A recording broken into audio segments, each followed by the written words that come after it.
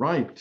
So, good evening and welcome to the German-British Society and tonight's session. I'm Rupert Strachwitz, Vice Chair, and it's my great pleasure today to lead you through this. Before we get started, I just want to say to our members and regulars, so to speak, that we are, of course, waiting for an opportunity to have a face-to-face event again, which we haven't had now for a year and a half.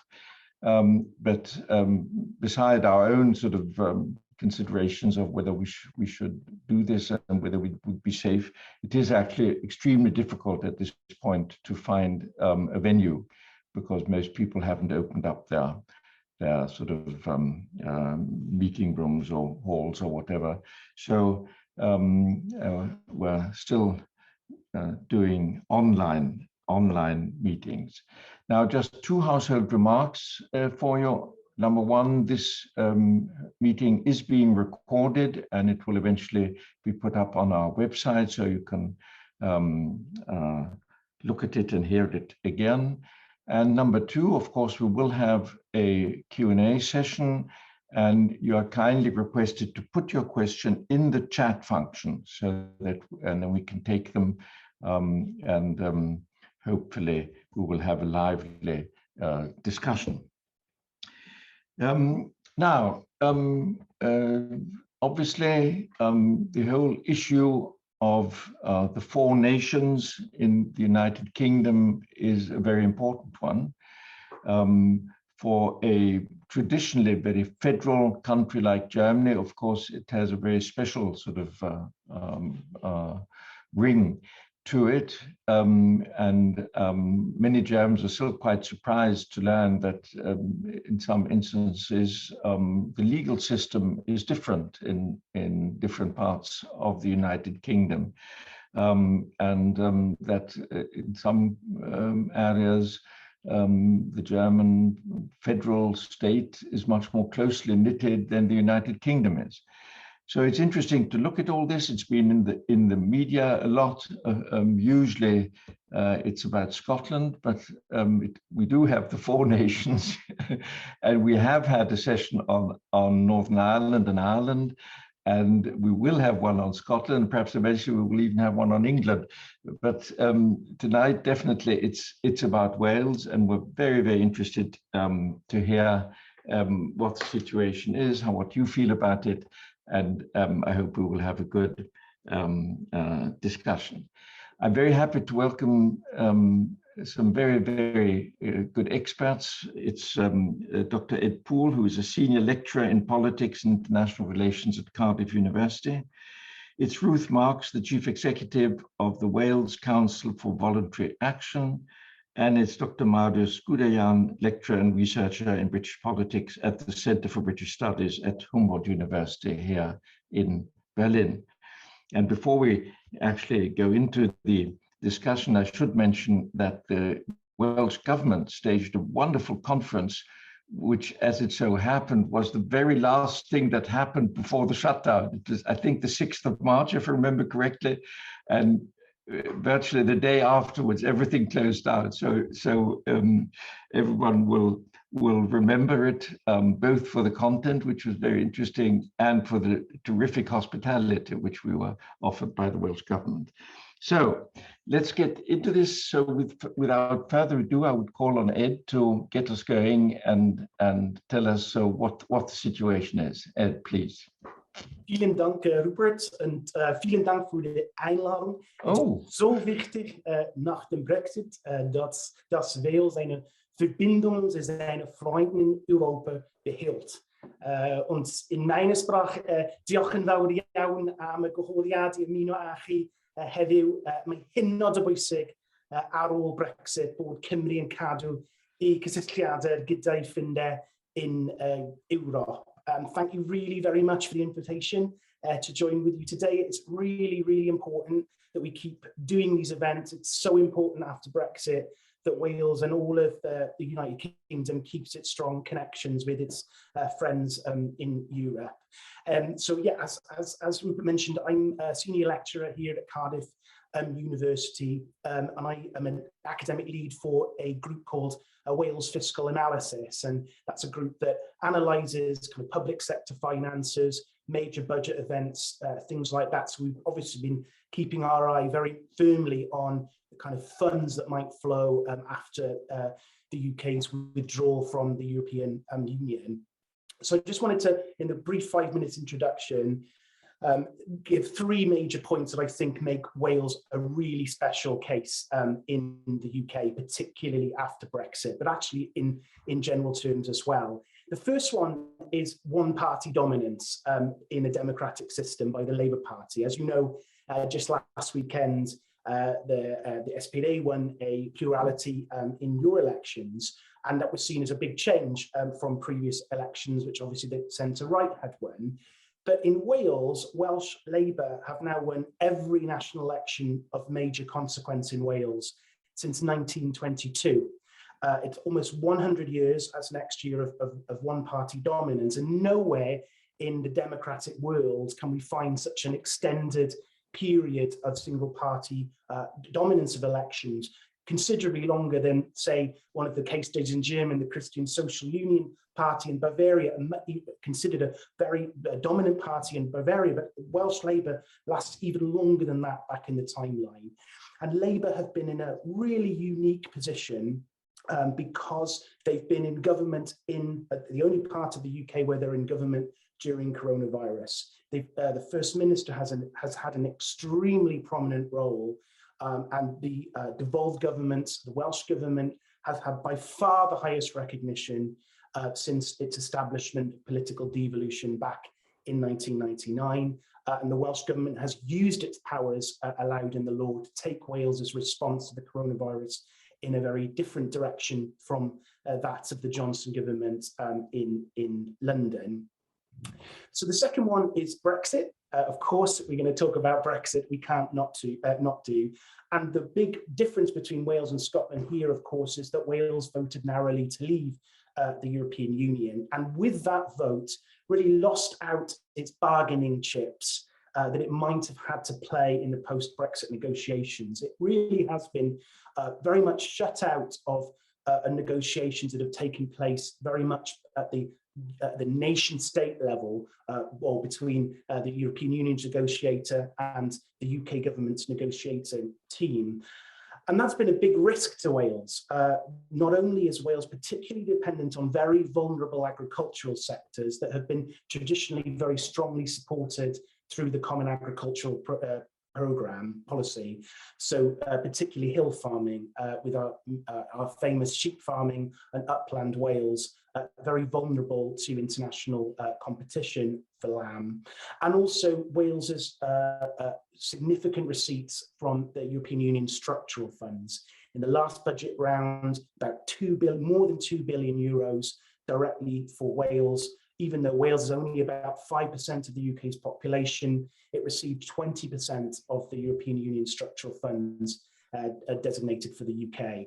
So this has been a real change and a real threat to some of the projects. And you've seen the Welsh government now losing its role in distribution of those funds that it held in the European Union programmes to the Westminster government that will be administering the funds in the new scheme. And finally, the third point just for now is that very much relatedly to these developments is the considerable growth in the visibility of the independence movement in Wales.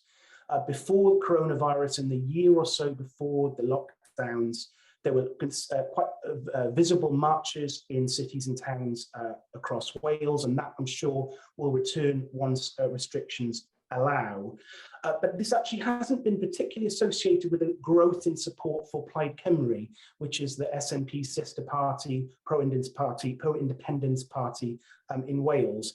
In fact, it's been associated with a growth in support from Labour supporters as well as Plaid Cymru supporters. So we now see in poll after poll approaching 1/3 of the population of Wales saying that they would support independence, and in fact close to half of Labour supporters, which is a unionist party, yet approximately half of their supporters say that they would support independence for Wales, which is really quite interesting given that Scotland has an SNP government that legislates for a referendum. Wales has, on the face of it, a unionist government, yet many of its supporters supporting independence. Perhaps softer and perhaps related to Labour voters' sense of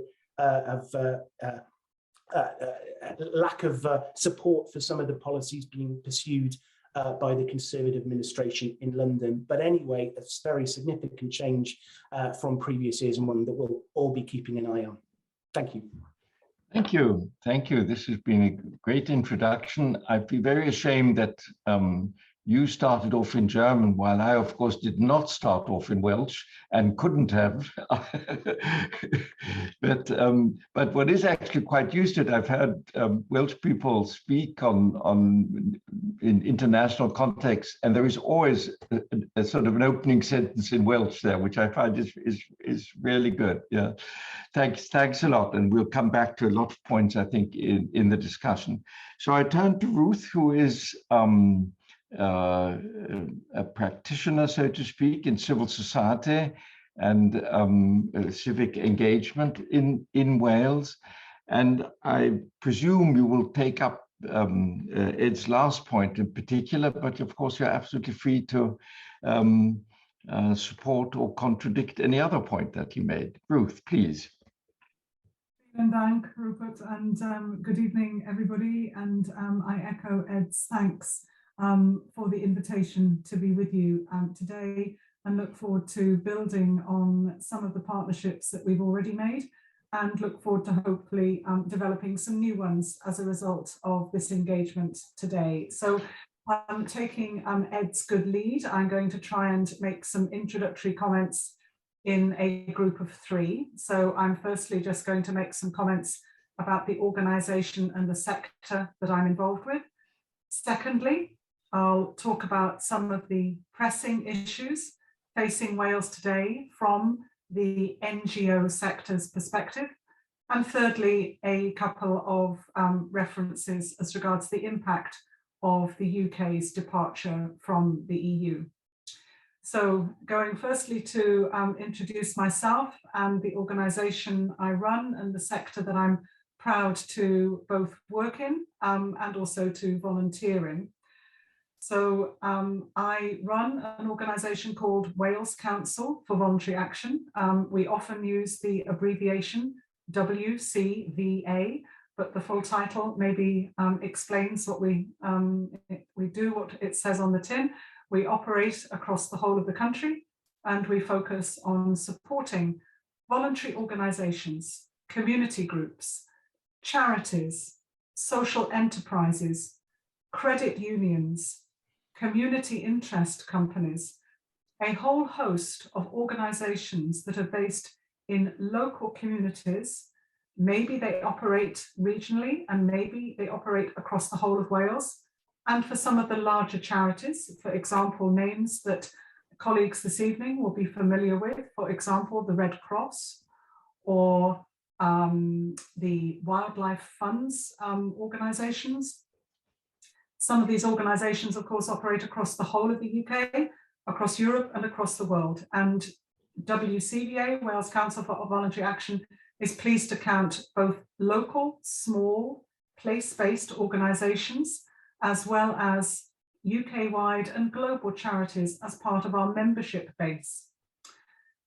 It's our job to liaise with all our members and to listen to their views and their interests, and seek to support them to connect effectively together, to enable them to make the change that is relevant to their own ambitions and their own organisation's agenda.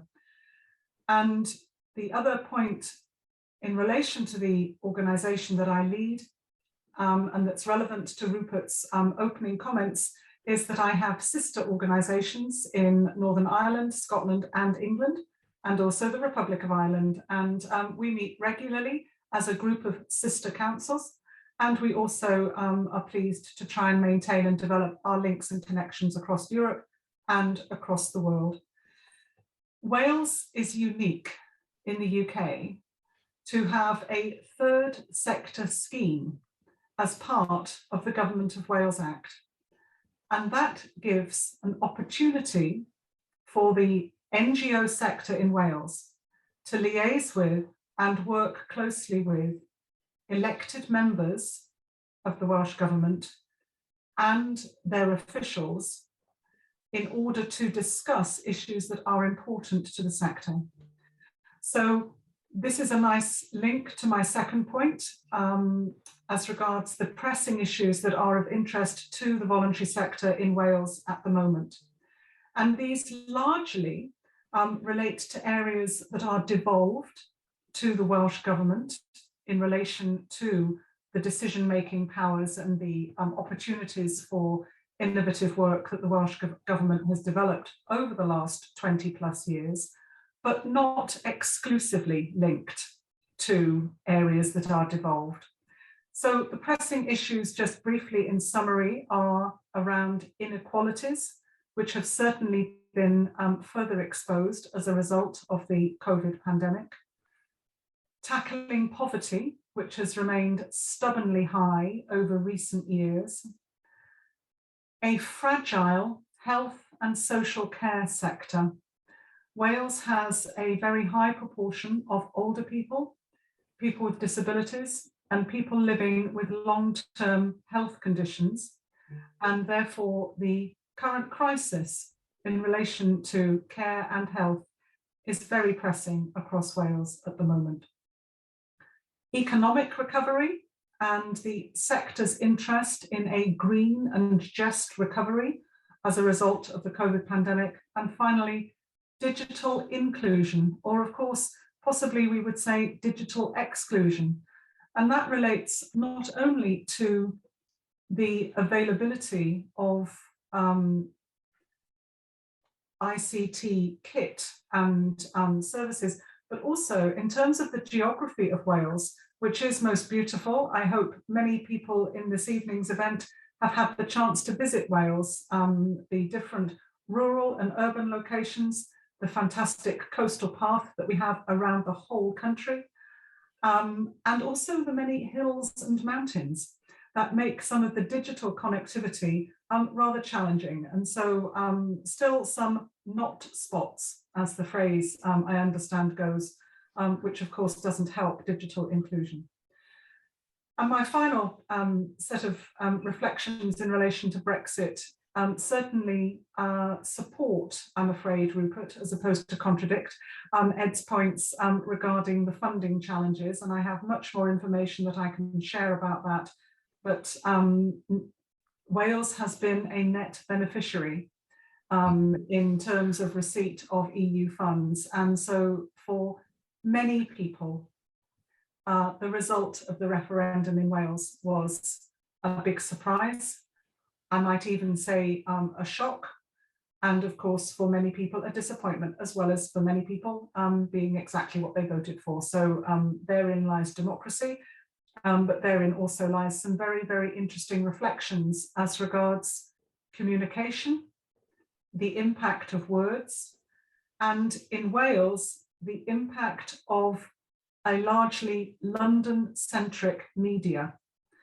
If I leave my house and walk down the road and ask people where they get their news from, then yes, social media platforms will feature highly for a certain demographic. But for many people that I might meet of my age and above, then it is largely a London-driven and an English-driven news facility that people will be tuning into. But the final two comments I'd like to make, Rupert, are that in terms of what might keep me awake at night in the role that I have, and in my interest in working effectively across Wales, UK, and Europe, then it's a fear of losing a commitment and an ability to work effectively in partnership, because I believe that is just so terribly important. And finally, that the impact of leaving the EU has dialed up the requirement for the not-for-profit sector to work even more differently in the future than we have in the past, because Over the last 20 plus years, myself and my colleagues active in the charity and community sector have increasingly developed our links and connections locally and with the national government in Wales and with partners in Europe. The need or requirement or desire to develop and build links and relationships with the UK government based in Westminster have been less important over the last 20 years in some people's experiences, and now that is completely turned on its head, and we find ourselves pivoting between liaison with our local colleagues in communities across Wales, with our national colleagues in the Welsh government and the Senedd in Wales, and with our English/UK colleagues in Westminster.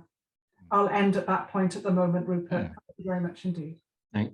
Thanks a lot. That's a lot of food for thought and discussion.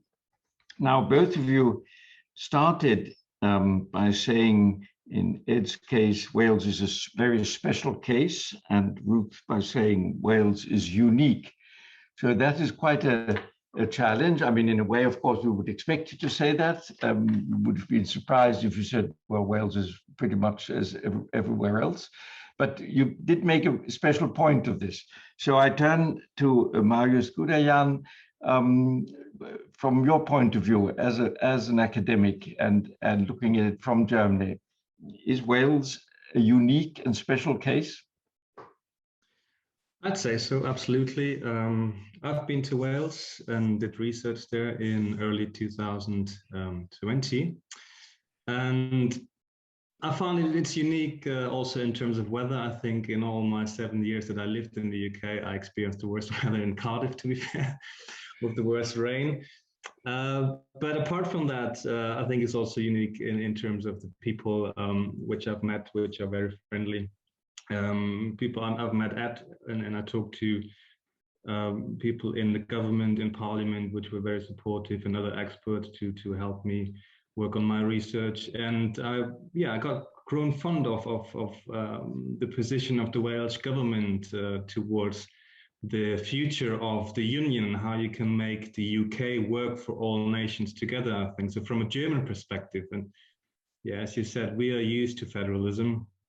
We know about the virtue of federalism. In the UK, this is for many people, many politicians, not so clear. And I think the F word is not necessarily always very well liked, which we've also seen, which is part of the Brexit debate and campaigning as well. To some extent, I think the Welsh government understands what it means to work together, different nations with different legislators, different governments, different executives, different needs, and that you need to cooperate to some extent. So I'm very happy to be here. I think Wales gets often overlooked in these debates. In Germany particularly, it's often about Scotland, to some extent Northern Ireland, which are politically perhaps a bit more interesting or controversial and better capable to make it into the news in Germany, out of the UK, but also in the UK, I think Wales is often overlooked, unfortunately, as well.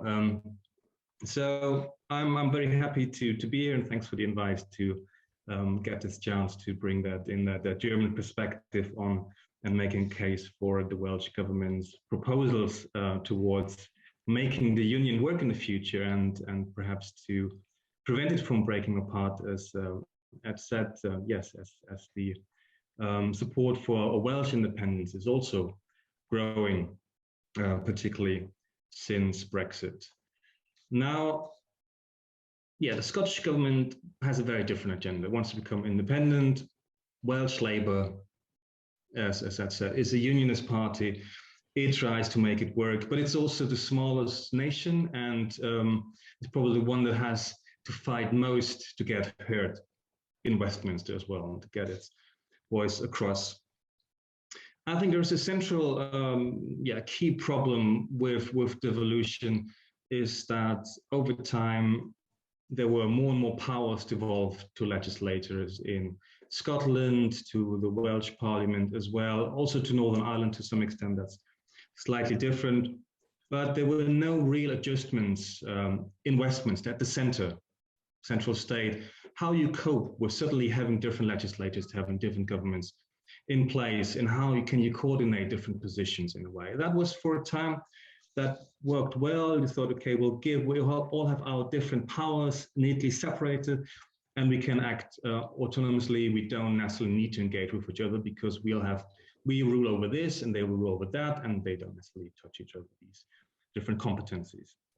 That was all fairly fine, to say at least, while the UK was part of the European Union, because the European Union as such provided this framework and these regulations and rules and the single markets to kind of make this work. And this European framework, that's where devolution actually took place, was introduced and then developed over most of its time. Now, without this legal framework, taking the European Union away out of this equation, suddenly became aware that there's a lot of flaws in the constitutional architecture, in this multi-level devolution architecture. And this became obvious on a general disagreement between governments over actually what kind of Brexit do we want. I think even people in Wales voted for leave. The Welsh government don't think they were particularly keen on leaving. They actually probably they were campaigning for staying in the European Union. Or how do you manage immigration as well? I think at the time, Wales and Scotland were open about that they needed more immigration to keep the markets open. England, I think that they're still somehow trying to neglect that. Also, it's that obvious. And if you looked at different acts that happened around Brexit to kind of make the UK work after leaving the European Union, you can see that Welsh and the Scottish government, they frequently raised serious concerns that Westminster, that the UK government will take their powers away and undermine the devolution settlement as well, and also in terms of funding that was mentioned before, particularly for the UK government, rational to make trade deals without having to really listen and being constrained by Wales and by Scotland. I think over time there was under Theresa May, the government understood better the concerns and was more open to the concerns of the Welsh and Scottish government. They have been successful in fighting off some of this power grab, and I found that they worked together developing some policy frameworks where you can enable cooperation and trying to make that kind of UK-wide market work out after leaving the EU. But under Boris Johnson, that situation, the relations became much worse again. When the Single Market Act was passed or was introduced in the UK, the bill, I was quite shocked when I realized what that would have meant, what that actually means for the UK, how much it actually undermines in practice the decisions that Wales, the Welsh Parliament, and the Scottish Parliaments can actually take, and that they actually have to accept many of the things that are decided somewhere else. Also, it's within their powers. And while this has fueled clearly independent in Scotland, as said before, that was also the case for Wales. Also, I think still to a slightly lower extent, and whether they would. People would actually vote for leaving, I think is a different story. I think you can see where the polls are at the moment. So my final point is, and then coming back to what I like about the Welsh government in that regard, is that I think it understands more this federal idea that in order to bind the different constituent parts of that union together to the center, you also need to enable them to participate effectively and systematically in decision-making, what's the case in federal systems, usually through a second chamber. So the Welsh government has proposed various ideas to strengthen joint decision-making and to overcome the notion of parliamentary, so Westminster sovereignty, through kind of a shared multinational understanding of sovereignty and a system of shared governance. It proposed in 2019 several measures in a document reforming our union to make the union work in the future. Among them were to proposition to reform the upper house, effectively the House of Lords, and give that a more multinational character and representation, to give the Supreme Court a stronger role, to have a constitutional convention to really think through what the constitutional architecture should be in the future. To my understanding, these are still not federal measures in the sense they're not meant to bind the UK Parliament.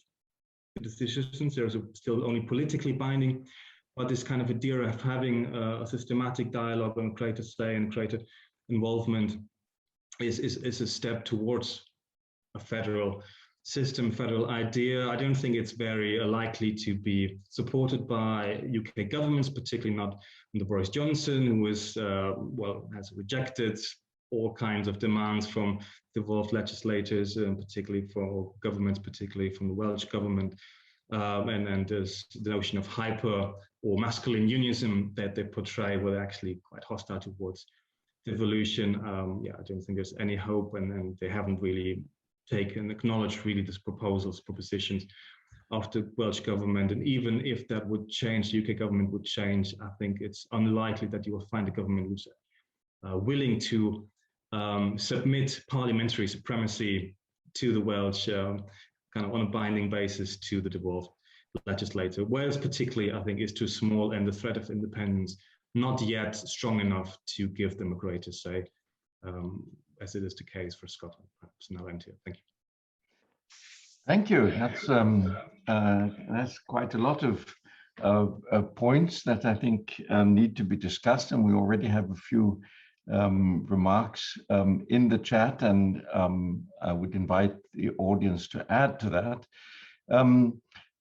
Let me start with one remark and hear your sort of comment. I still remember the times when I was a young student of political science that we were told particularly by non-Germans, that it was actually, poor Germany that had never really achieved the full status of a unified nation, with those dreadful Länder, the states, and how cumbersome all this was and so on. And in fact, Germany was the only federal country. By now, of course, what with the United Kingdom and Belgium and Spain and all kinds of other countries, of course, this has changed the whole spirit of where government should be and how it should be organized has changed enormously.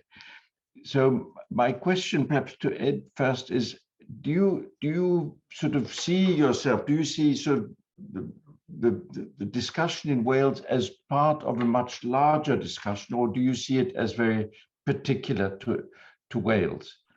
Oh no, this is fundamentally interlinked with the worldviews about sovereignty, as you correctly point out. I mean, this is independence for Wales only the conversations over independence of Wales are just one of the very small cogs in this much broader state of affairs, because for a very large segment of the Brexit supporting right, but Brexit supporting politicians, federalism is just a complete anathema, because federalism cuts across probably their most staunchly held worldview, and that is that Brexit is a reassertion of parliamentary sovereignty at Westminster. So a very large number of I think the majority probably of the UK cabinet would probably view the constitutional architecture of Great Britain as founded entirely on this supposed doctrine that Parliament can never be bound by any other source of law or authority. The fact that Britain doesn't have a written constitution, it doesn't have a Länder that will have constitutional roles for the implementation of policy such as Brexit or the implementation of Brexit, and really the worldview about the Brexit worldview is also a rejection of multi-level sovereignty.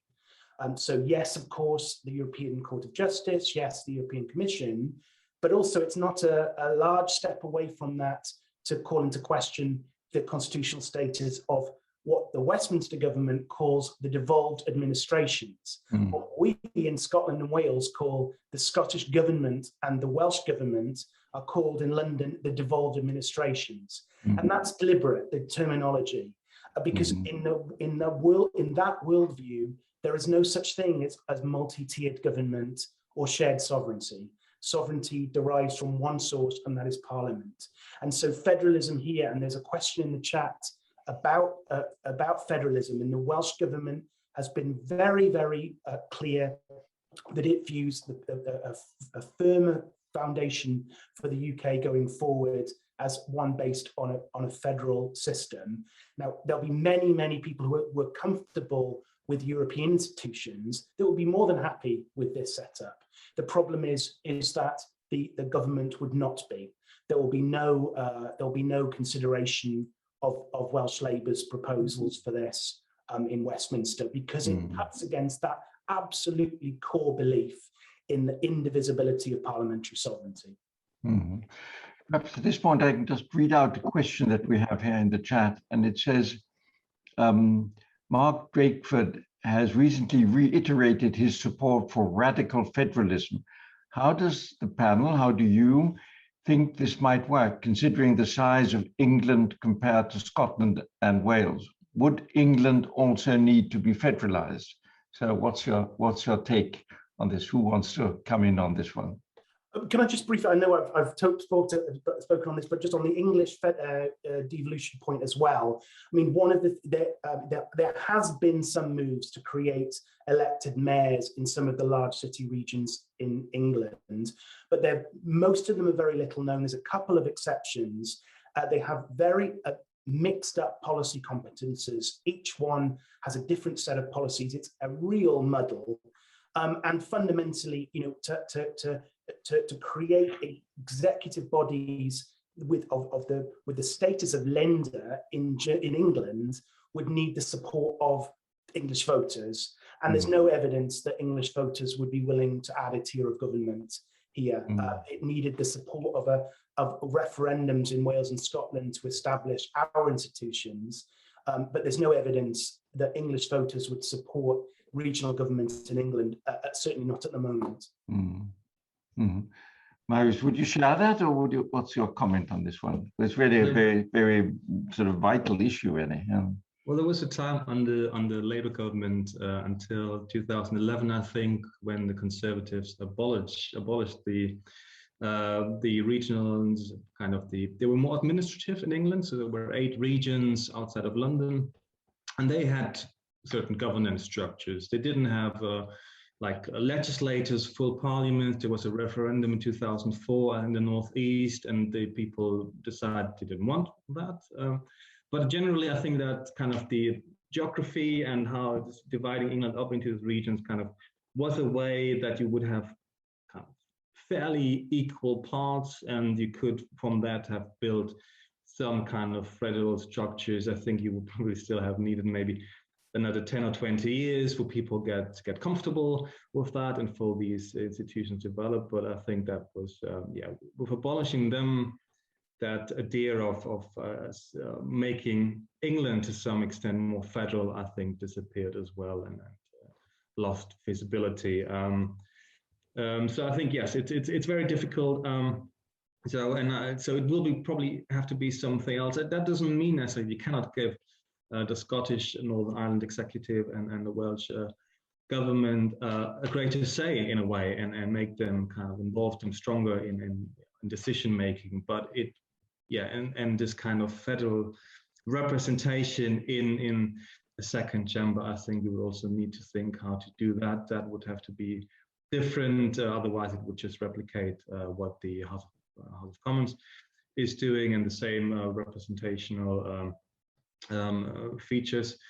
To that idea about radical federalism, I think that's when Mark Drakeford now recently apparently joined and jumped also on this terminology. That was, I think Corbyn already mentioned that, and then Starmer took that on, and then I think tasked Gordon Brown to develop this idea.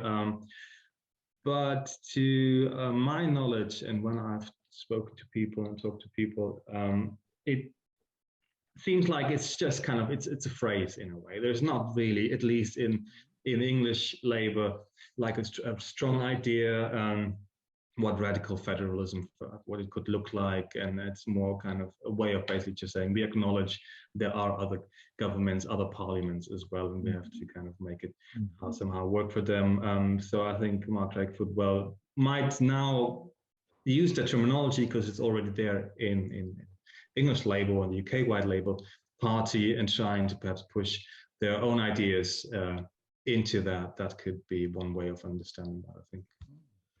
Thank you. Let us turn to sort of to the level of the citizens for a bit, because there are a couple of questions here.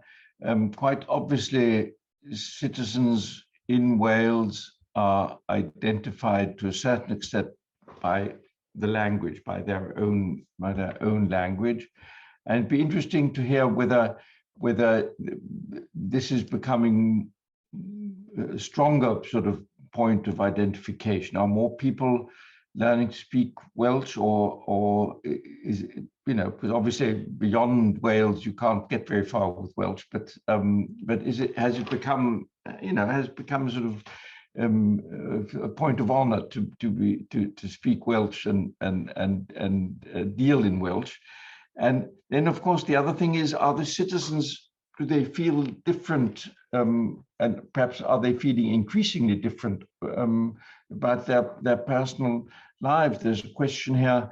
Do they feel different about immigration? Is it easier to become a citizen of Wales than to become a citizen of England? So, Ruth, why didn't you take up one or two of these points? Thank you very much, Rupert. In relation to the point about the language, then the opportunity to learn Welsh, the opportunity to work through the medium of Welsh, to volunteer through the medium of Welsh, is really encouraged by the Welsh government, and also, of course, by the independent or semi-independent office of the Welsh Language Commissioner. And all public bodies in Wales have to have a Welsh language scheme in place, and they have to be able to provide their services bilingually. And many of those requirements then also transfer to bodies with whom those public bodies might have formal arrangements. Mm-hmm. So Wales Council for Voluntary Action has to have a Welsh language scheme, and our materials must be presented and our services must be available equally through the medium of Welsh and English. Unfortunately, my Welsh isn't as good as Ed's, and neither is my German. The opportunity, I think, if we put ourselves in the place of people who might be interested in learning the language, and also in the place of people who might be interested in recruiting or having new people to volunteer or get involved with the causes that we are interested in, then I believe, having now been a citizen of Wales for 42 years, I came to Cardiff University 42 years ago. I have my university reunion this weekend, and the opportunity to learn the language and the interest and support for the language, I believe, has grown in many parts, is seen as an advantage in relation to searching for work or opportunities. And I certainly feel from an employer's perspective that if I have the chance to employ somebody who is able to work through the medium of Welsh and English, because of course, let's not forget, anybody who speaks Welsh can of course also speak English. But the flip, the opposite, of course, does not apply. And so therefore, I always regard all my Welsh speaking colleagues as colleagues with additional skills and additional competencies, which are really helpful to deliver our services to our members and our partners across Wales. And but one comment that I would make, which is perhaps interesting given the fact that almost everybody on this call will obviously be fluent in German, and be fluent or very, very competent in their use of the English language, is that I have never found a language that sets almost a fear or a trepidation amongst learners as regards their confidence in practicing the language.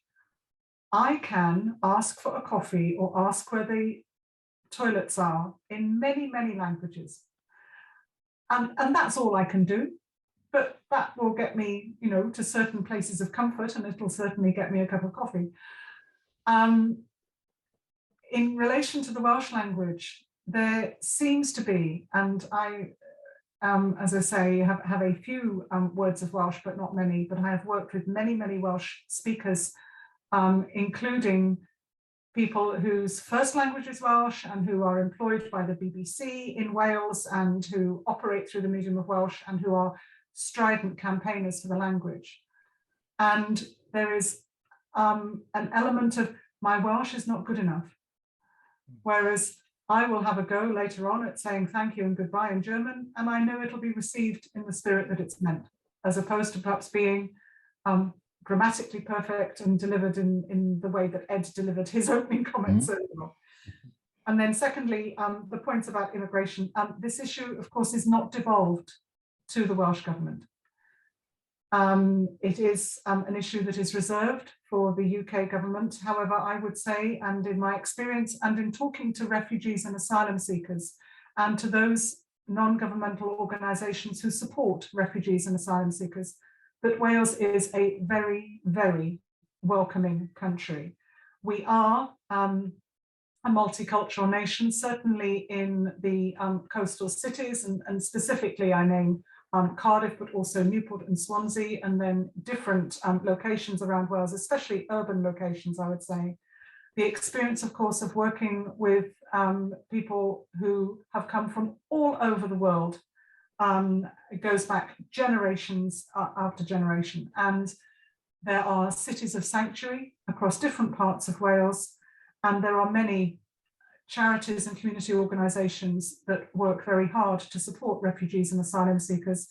And I would also note specifically in that space the dedication and commitment of people who operate within churches, chapels, and different faith communities who are extremely welcoming and work very hard to provide inclusive support and very tailored, relevant support to people who might be fleeing areas of conflict or find themselves relocated to Wales and not, of course, knowing where they are, why they are in a particular location, and where to turn to next. And I'll stop there for the moment. Thanks, Rupert. Yeah, thanks a lot. In the meantime, there's rather intriguing questions come up, and I invite all of you to take it up if you like. And it's quite obviously from somebody who is Welsh. And it says, you've mentioned Wales' uniqueness. What would you suggest is and that's why I think it's somebody from Wales who's asking the question, what would you suggest is our key strength on an international stage, and perhaps specifically to Germany? Who'd like to take this one up? Ruth, would you like to start? Okay, thank you very much indeed. This is quite a parent question. I'd say that our key strength on an international stage at the moment, and I think specifically relevant to Germany at the moment in relation to the results of the federal elections recently, is our commitment to social partnership. And the Welsh government at the moment have got a bill in development that is being worked on with private sector partners, with public sector partners, and with trade union partners, and also the NGO sector. And the themes of advancing social equality and justice are getting a larger voice, a larger share of the voice, I understand, through the SPD agenda challenging the current status quo. And certainly the opportunity, linking back to one of the typed comments in the chat column earlier on from Andreas, if I've interpreted the point appropriately in relation to income, the social partnership proposals will reinforce the importance of an appropriate level of income for people. And this will enable us, I believe, to share our experiences of working in a social partnership space in a truly collaborative way. We hope that that will help us influence the development of a civil society forum linked to the UK framework. I would have other examples of uniqueness that I could share with Kerry, and I might type them into the Q&A box, Rupert, while others comment. Thank you. Right. Ed, would you like to add to that? Sure. I mean, that's a great question. I mean, it's obviously difficult to generalize, but I would say that and it links actually to the point about the Welsh language in the previous discussion, and that is that there's a level of comfortability with difference and awareness of difference that even if you don't speak Welsh, it is part of the ether, part of the background that you are comfortable and aware of that, of the nature of that not everybody is always the same in terms of language or background. Again, it's difficult to generalize, but I do know a number of international colleagues who work with me at Cardiff University who've specifically mentioned points like that and have kind of fallen in love with Wales on that basis. And I think it's interesting when we talk about Wales unique in the world. Well, of course, you know, it has a Welsh language that is not widely spoken outside of Wales. There are a few places, of course, but I think the interesting thing is that having a Welsh-speaking and Welsh identity is actually very important in terms of political preferences as well. So we've got this kind of juxtaposition, or a paradox, if you like. So on the one hand, there's general political consensus in support of measures to legally support the Welsh language and to enhance it. There's a government measure that is trying to create 1 million Welsh speakers by 2050 and putting resources into education, into adult learning, into workplaces to try and support that goal. So you've got that kind of general political support for this across the board, including from the Conservative Party, certainly from Plaid Cymru, the National Party, and from the Labour Party. But there's also the flip side, which is that speaking Welsh is obviously associated with a very strong sense of Welsh identity, a non-British identity, and that itself has been very associated with political choices.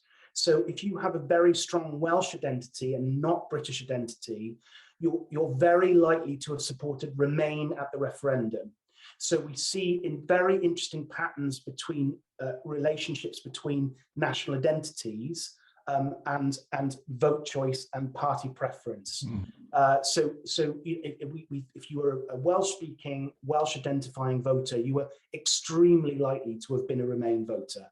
Whereas perhaps if you are very strongly British-only identity, born in Wales, but don't have any sense of Welshness, you're on the flip side more likely to have supported Leave.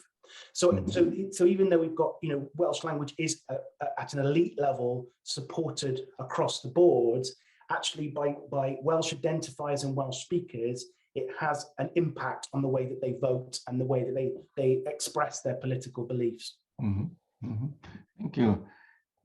Marius, would you challenge that, or would you agree to that from a German perspective?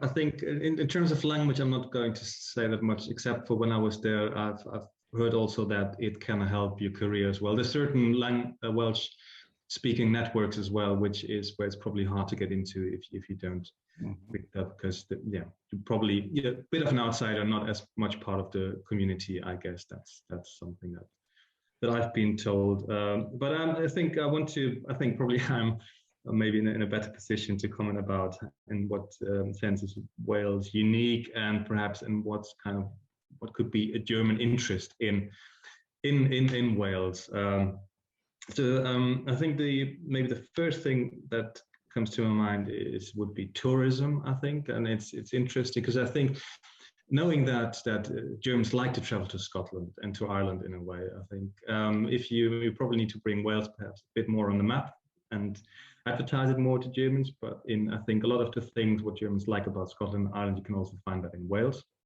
That includes the landscape, the mountains, but also I think the culture in a way, and that is part, and that includes literature and I think in the language as well, that have this kind of unique place. I think in terms of culture, there is quite a lot that Germans can get to know, and I think most Germans don't know even that Tom Jones is Welsh, for instance. I think, but there's a lot of musicians and bands as well that are actually from Wales, which in Germany you don't realize that you probably see them as British or actually as English when they're actually from Wales.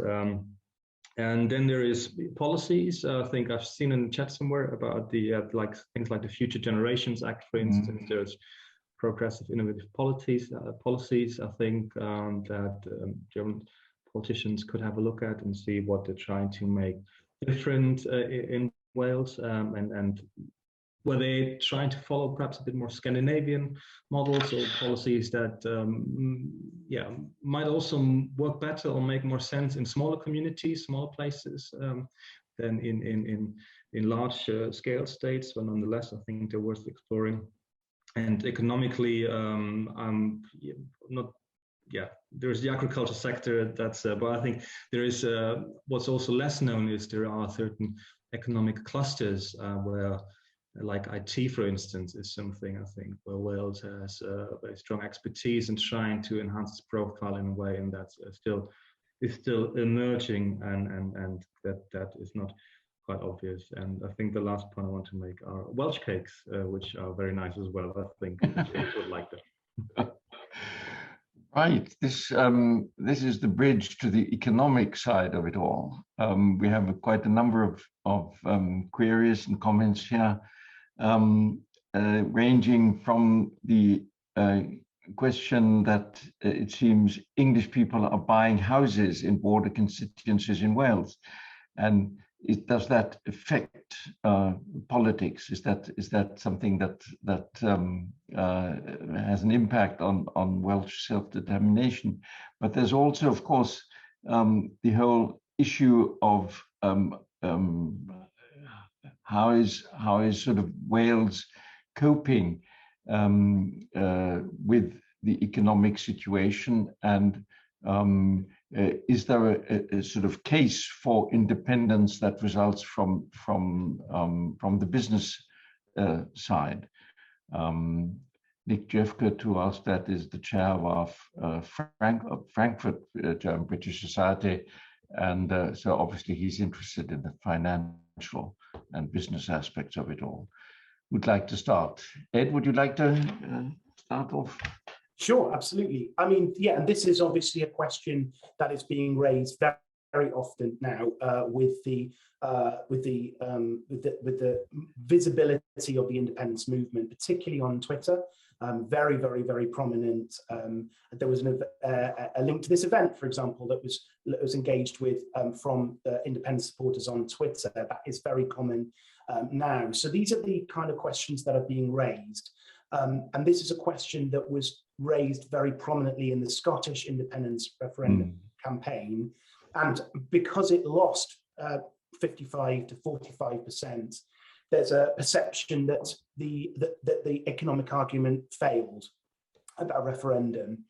And Scotland, because it is a more average part of the UK when it comes to in economic terms, it is relatively close to UK averages in terms of its GDP, in terms of its spending and revenues. Wales, because it was an extraction-based economy based on coal and iron ore in the 19th century, we share with other parts of post-industrial Europe that post-industrial hangover. So we are one of the poorer parts economically in relation to our GDP, and the balance between what we as a country raise in tax revenues and spend on public services. So there is a basic problem that independence campaigners are well aware of in making sure that there's a firm enough argument, or at least an argument that is a credible one. I think the one, and not making a position for myself, but where the independence campaigners look to is the opportunity to reorient public spending, and in particular economic policy, away from a policy that for decades has been fundamentally geared to finance capital in the southeast of England, in particular in the City of London.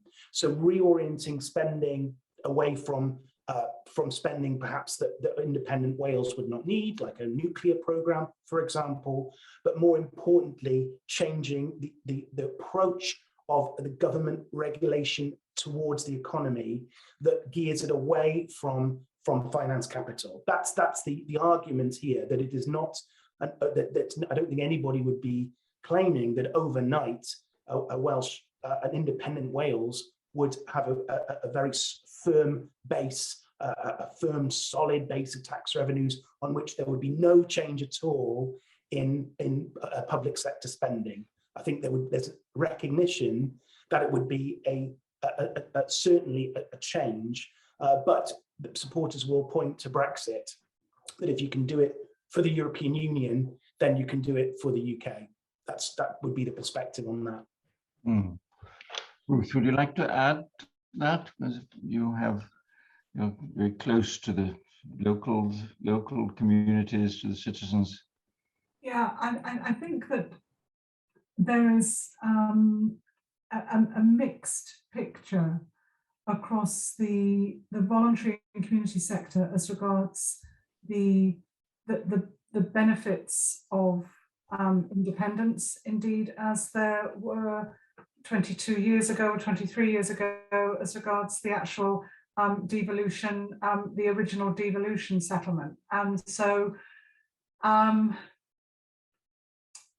I am not sure whether, if we did a straw poll this evening with charities and community groups across Wales, whether there would be an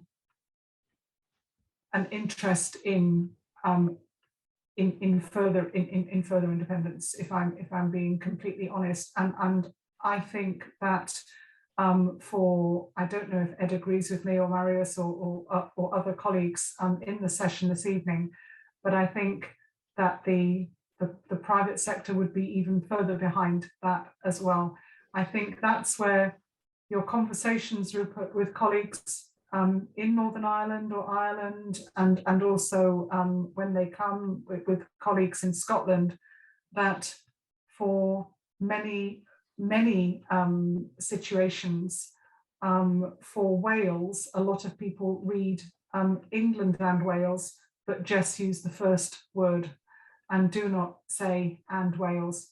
And so an example there relevant to the community sector is that we have several regulators that govern the sector and guide the sector to make sure that we are following appropriate governance criteria and conducting ourselves at high standards and so on. So the two that spring to mind are the Charity Commission for England and Wales and the fundraising regulator that ensures that organisations are requesting donations and requesting people to leave legacies in their wills and so on. That operates across England and Wales jointly, whereas in my colleagues in my sister councils in Scotland and Northern Ireland have different regulators in those cities. And so this is often where Wales, I believe, and I thank Marius for his reference to the different beautiful locations, of which there are many across Wales, and famous names such as Tom Jones, but also, Ryan Giggs and the Stereophonics and Catatonia, and the president of WCBA, Michael Sheen, a world-renowned actor, Richard Burton in his day, Shirley Bassey. there are so many really important people who have flown the flag for Wales and continue to fly the flag for Wales, and that we need to communicate that effectively and maintain those links and connections, and work appropriately across the partnerships and within the constructs that we have, whilst also potentially campaigning or fighting or presenting our arguments for anything different and the evidence and data that might support that, but working out which battles to fight as part of any wars, I guess. Thank you. We still have the question about English people buying houses in border constituencies. And another one's been added that is fairly similar. There seems to be a movement of retired people to Wales, English people who move to Wales when they retire. And the big question, of course, is, does this affect the whole sort of balance for or against independence or stronger devolution or whatever? Who'd like to come in on that one? I think I would like to briefly comment on this, and maybe rather a bit longer on the discussion before. Yeah. I think obviously it will change the balance. I mean, if you have people from England being able to vote in Wales, that will affect the outcome of the election, I think, and make it perhaps more favourable towards towards staying in the union or towards Brexit. I think there will be a different outlook. Clearly, I think that's, and I'm not sure to what extent it will affect native Welsh, if you like, if that's a terminology that you can actually use to make it more hostile towards England. I don't know if that's a matter. I think Ed and Ruth are perhaps better able to comment on this. But what I would like to say again on the question of Welsh independence, and this is not so different perhaps from Scottish independence as well. So I can understand and clearly, well, particularly under the current British government, sympathize with you want to be able to make your own decisions, and you want to basically not being governed by the Conservative Party, by Boris Johnson, when you feel you have people in your own government that are much more capable and then produce more progressive, better policies, outward looking, and have a very different general, I think, outlook in culture, and also more international and liberal ideas, social liberal ideas. So clear. So that speaks, and then generally, I think it's always a good thing to decentralize power and give the kind of local and regional levels, empower them in a way and give them a say, because that's what people know best. Well, what's best for them and what they need in a way, rather than if you can govern from far away. Nonetheless, there are certain decisions that you have to make together, and particularly if you look at Wales and you look how long the border is between across England and Wales, you still will need to work together. It's not, there needs to be a plan. What would be independent Wales look like? I mean, how independent can it really be when you share so many services, NHS, for instance, health service, hospital service, in a way?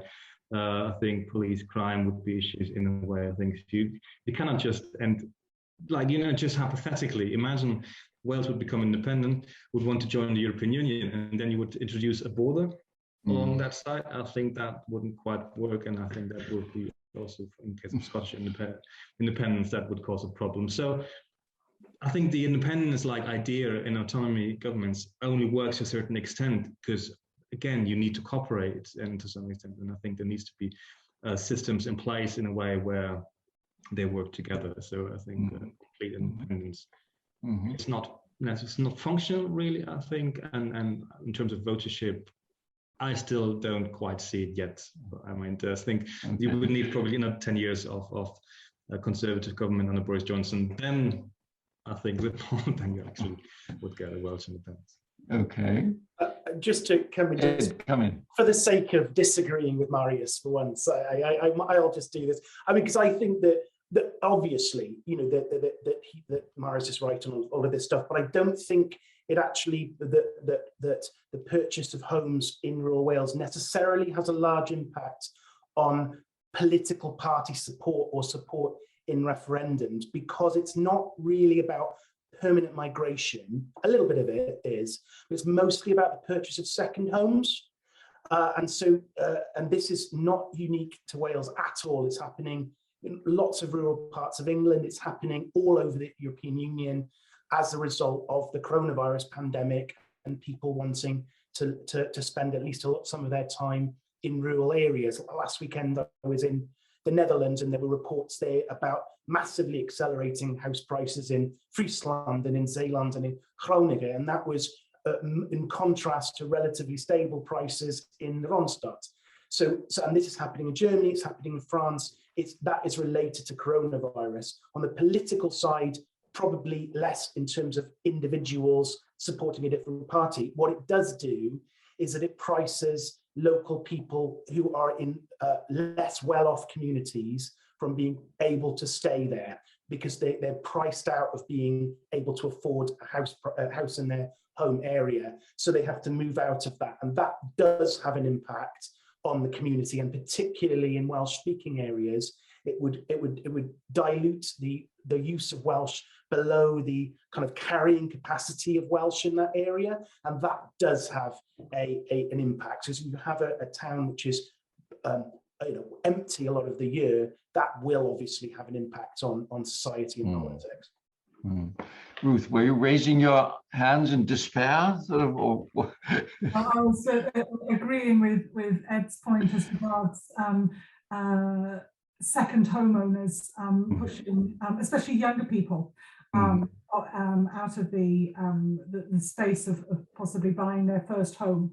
And the UK, as I'm sure colleagues in the session this evening are aware, has traditionally had a higher number of people with ambition to get onto the housing ladder and to become home owners. It's far more a tradition in the UK than it is in many other parts of Europe. And so this point of people from elsewhere in the UK, whether it's on the borders of England and Wales, or whether indeed it's in West Wales or North Wales, you know, again, specifically beautiful coastal regions, not too many hours away, and with reasonable road links and reasonable railway links, not perfect, but reasonable, to other major cities in England.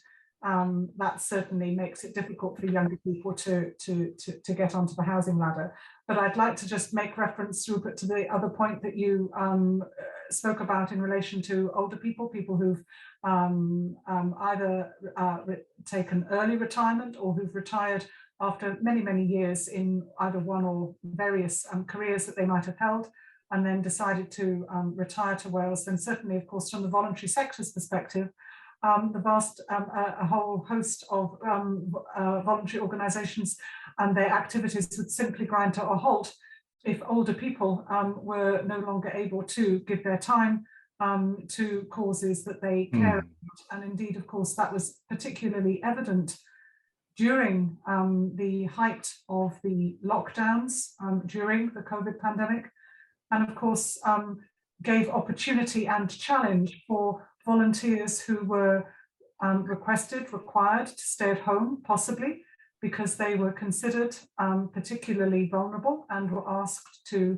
shield in relation to their own health and the health of their family members and the community, but who were then incredibly frustrated, really, really frustrated, and also potentially the possibility of becoming lonely and isolated from their friends, especially if they might live by themselves, that their engagement in voluntary activity and in community activities was really their raison d'etre, their reason for being part of their community, and giving a great deal in so many different ways to one particular cause or across many causes. And that has been a real issue, continues to be an issue in terms of building back people's confidence in coming out, and I might even go so far as to say that there are mental, emotional, and physical impacts there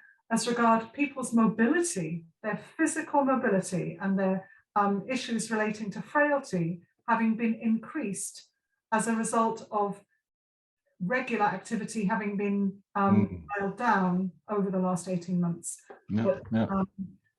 Older people's engagement in the community to be encouraged, to be thanked, and to be acknowledged at every time.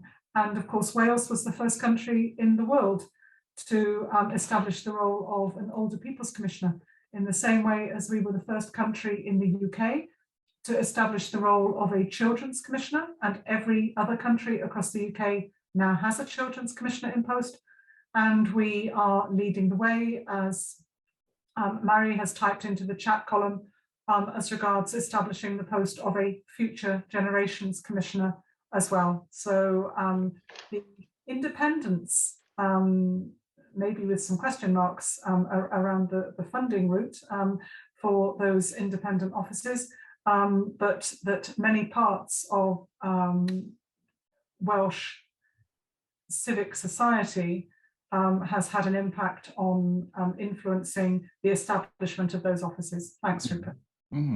Thanks a lot. We're slowly getting to sort of the end of our time. So I just wanted to raise one other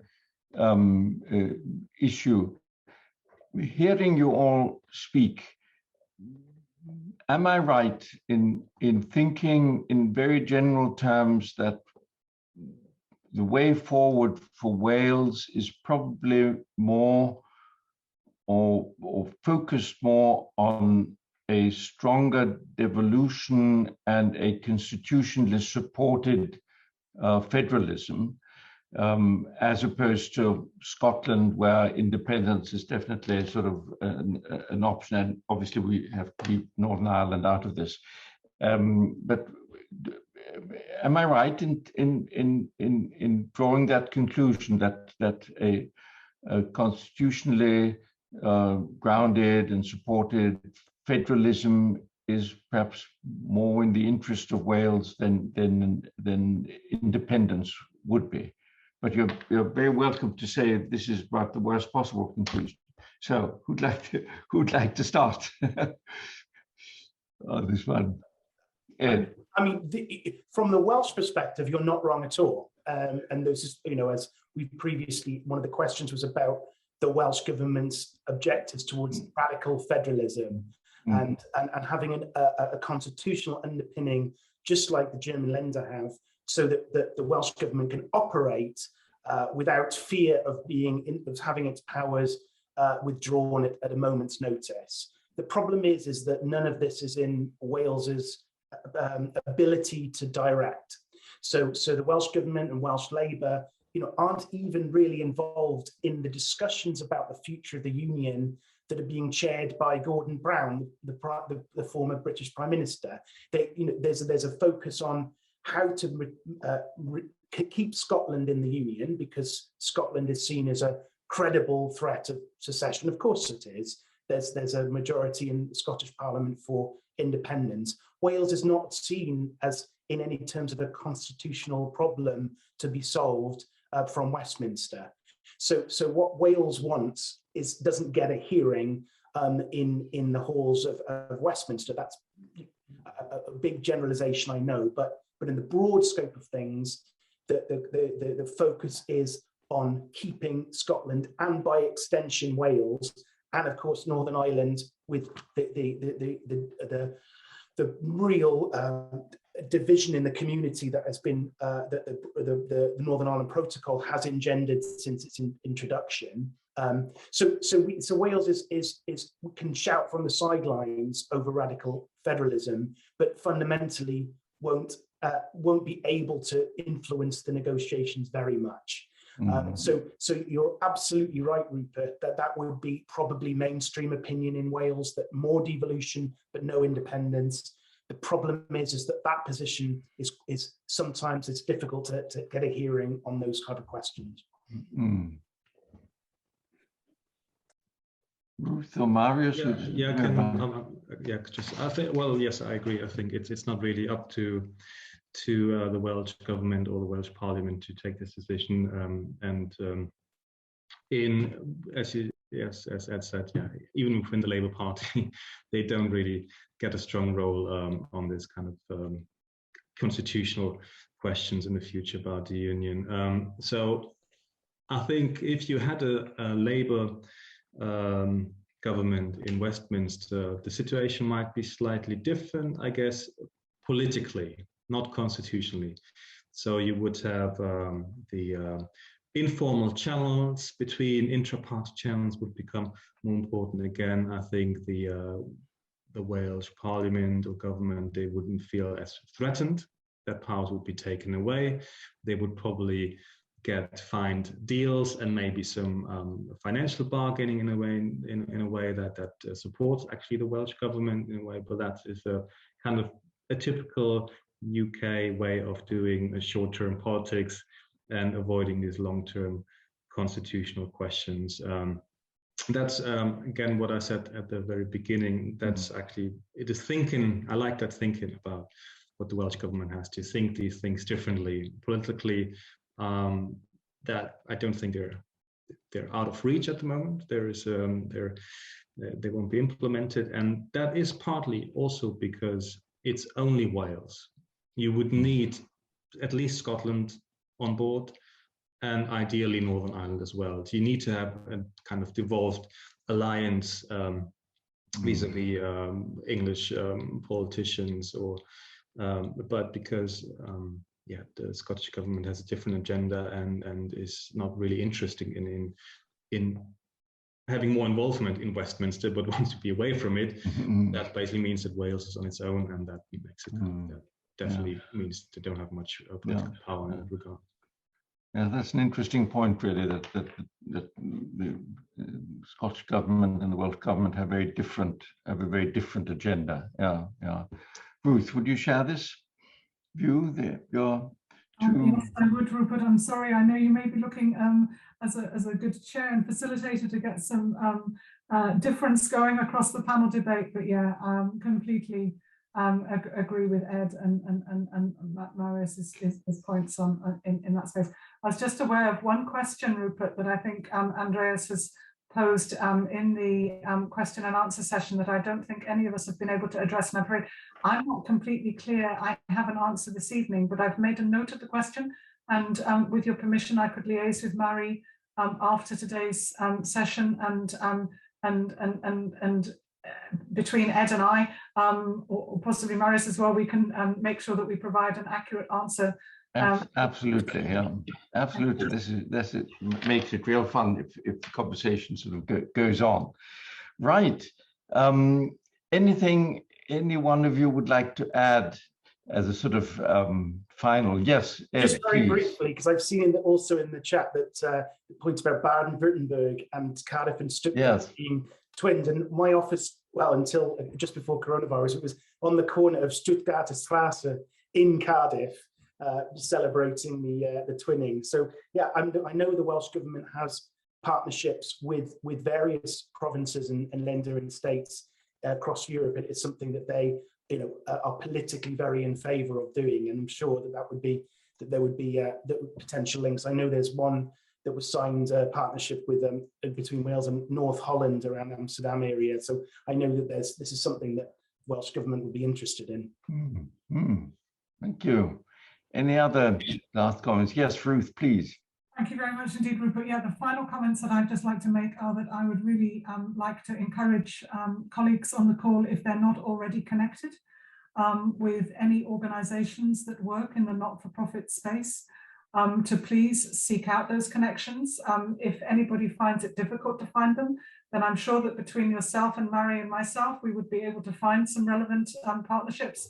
But the not-for-profit sector, whether we're classified as charities or community organisations or voluntary groups, many different forms that our activity might take, but the importance of working in partnership has never been more evident.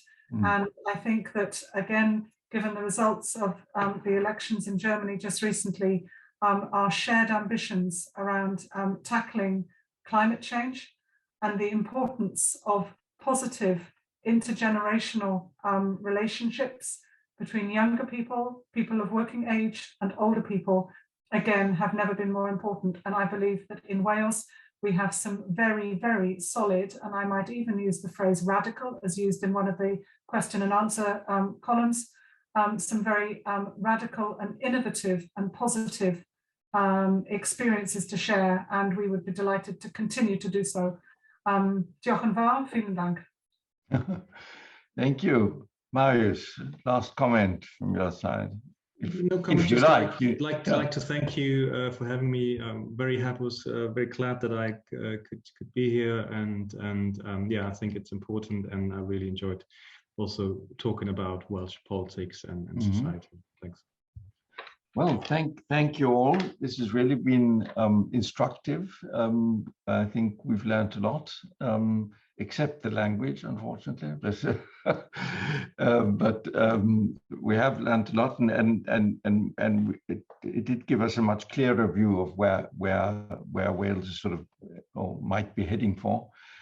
Thank you very much indeed for your comments and statements.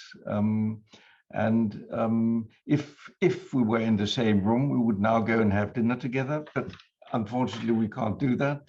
So all I can do is say thank you, and I hope we will meet again on another occasion. And this ends our tonight's event. Thank you all for joining us, and most particularly those who joined in the discussion with their questions. I think we managed to get through quite a lot of them, and so I hope we'll see you all again on a future occasion. Thank you very much indeed.